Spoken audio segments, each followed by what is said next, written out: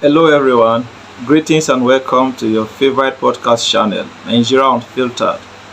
Shalom Mufomairude is my name, and I'm glad to welcome you to another episode in the series of the History of NAIJA. Today we're looking at Nationalist Movement in Africa.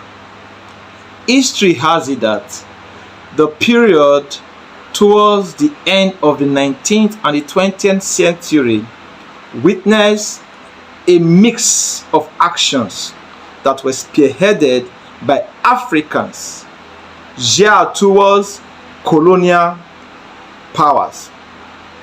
It was a period where colonialism, decolonialism, and all its permutations ravaged the African continent. So we want to look at certain factors that influence, or better still, metamorphose the independence of African states during the colonial period.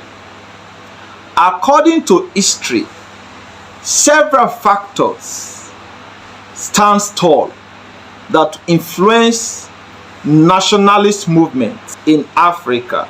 Chief among these factors is the economic factor.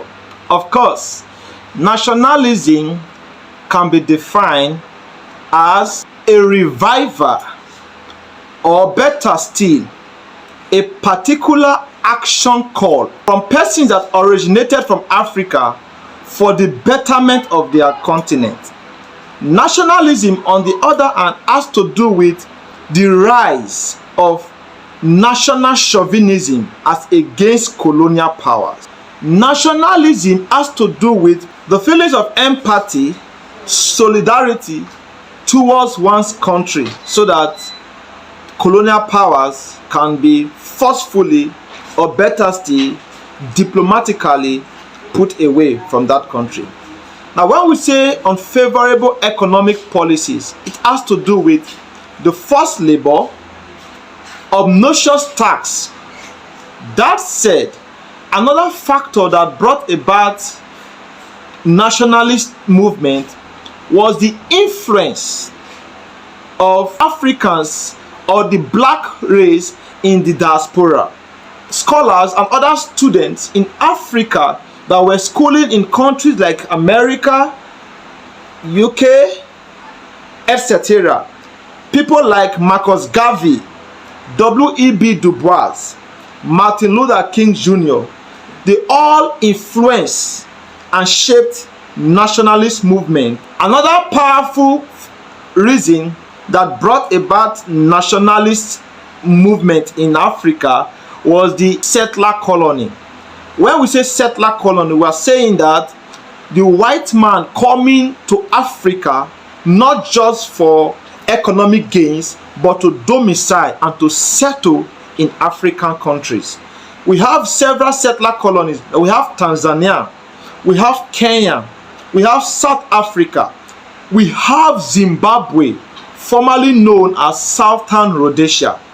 All these factors put to bear influence and necessitated nationalism in Africa. That said, another major factor that brought about a sensation and a reorientation of the African scholars and comrades was the influence of the First and the Second World War. Mind you, the First World War started in 1914 and ended in 1918. After the First World War, there was a body that was set up by the Western powers known as the League of Nations, and the primus role of that body was to ensure that there is peace and stability in the world. History has it that the League of Nations that was headquartered in Geneva, Switzerland, they failed to protect the unity of the world as at then. Scholars also agree that One of the reasons why the League of Nations failed was because of the non-involvement of the American government. And that was what brought about the Second World War. According to history, the Second World War started in 1939 and ended officially following the United Nations Charter that was reached by the two Actmen, talking about the President of the United States of America, Frank Roosevelt, and the then Prime Minister of Great Britain, Winston Churchill. They came together and charted a new chart that would now become the United Nations organization. That said, when African soldiers went to Britain, America, to support their colonial masters in that war, they realized that all humans are the same. The bullet that will kill a white man is that same bullet that will kill the black man. Whilst a white man is running for shelter during that war, the black man is also running for shelter. In fact, the hollowness and the nakedness of humanity was exposed to the black man. That was what brought about a great sensation and crystallized the nationalist movement in Africa. The foremost nationalist in this struggle is Marcus Garvey. History has it that Marcus Garvey is a West Indian in the United States of America, and he was very visible in the First World War. He formed a group in 1940 known as the Universal Negro Movement Association. And according to history, that particular movement, that group, was very significant and symbolic to nationalist struggle and antecedents. So Marcus Garvey is the foremost and one of the very first nationalists in Africa. Another influential figure is W.E.B DuBois. According to history, DuBois is an erudite scholar and an activist who later settled in Ghana. He greatly influenced the actions and activities of Kwame Nkrumah, the man regarded as the father of nationalism in Ghana. Mind you, Kwame Nkrumah also led Ghana to independence in 1957. That said, the major goal and aim of this nationalists after then was to create a nexus, an interrelatedness, interconnectedness amongst Africans, especially the black race, wherever they may be. I'd like you to know that the Pan-African Congress was another major platform that gave a shoulder for nationalist activities. And the 5th Congress of the Pan-African Congress was held in Manchester in 1945. And that Congress witnessed great scholars and African nationalists. These, Nnamdi Azikiwe of Nigeria, later became the first regional governor of Nigeria and the first president of Nigeria at independence. We also have the like of Jomo Kenyatta, who became the first president of Kenya. We had the like of Kwame Nkrumah of Ghana. We also have the like of Julius Nyerere of Tanzania. We had the like of Leopold Sedar Senghor of Senegal. Is it about Kenneth Kaunda of Zambia? A lot of African scholars were present in that meeting, and that particular meeting shattered the course for independence in Africa. And of course, in 1920, another powerful body was formed, known as the National Congress of British West Africa. National Congress of British West Africa. And it was formed by the likes of K.C. Hayford, Marcus Garvey, Nnamdi Azikiwe, and other African scholars.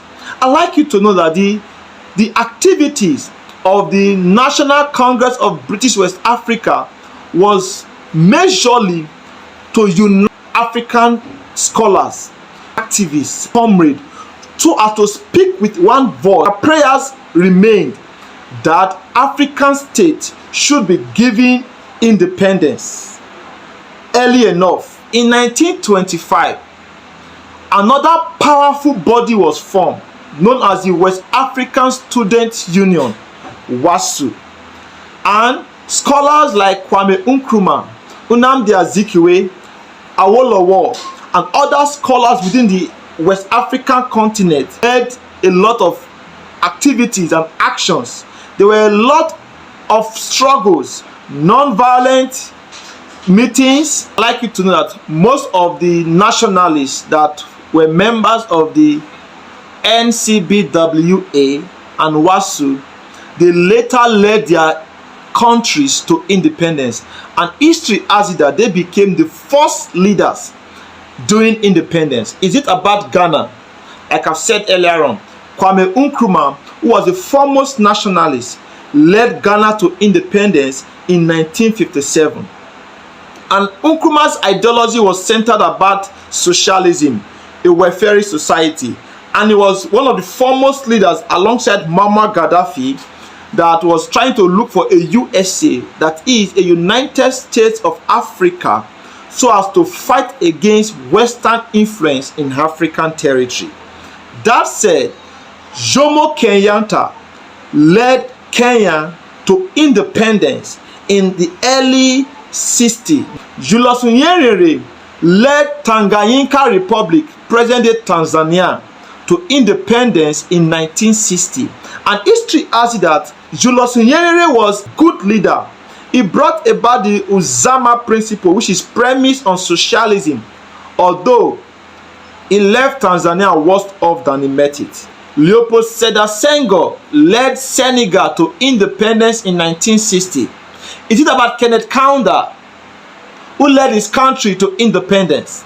Is it Patrice Lumumba, a foremost nationalist and a student of NCBWA, that led Congo Kinshasa to independence in 1960, although he was killed by the military coup that was led by Mobutu Sese Seko? His principles and philosophies lingers on.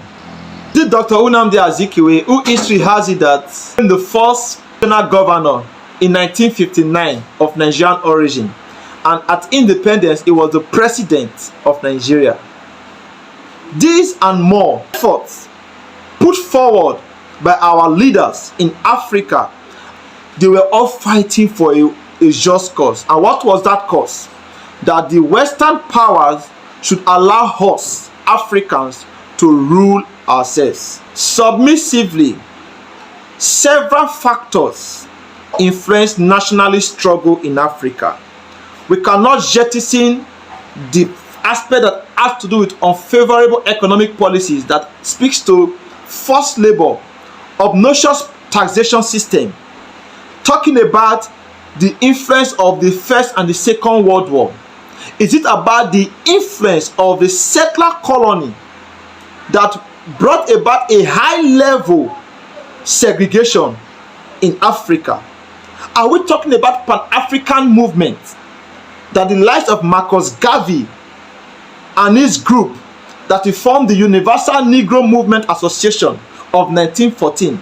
Is it about the National Council of British West Africa Association that was formed in 1920, or the 1925 West African Students Union?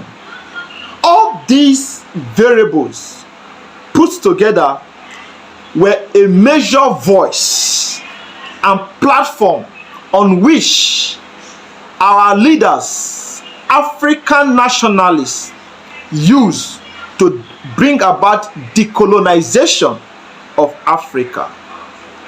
I'd like you to engage, share, promote, and subscribe to this channel. At this juncture, I'd like to wish you compliments of the season. May the blessings that the Yuletide brings to every home rub on you. Happy New Year. Bye.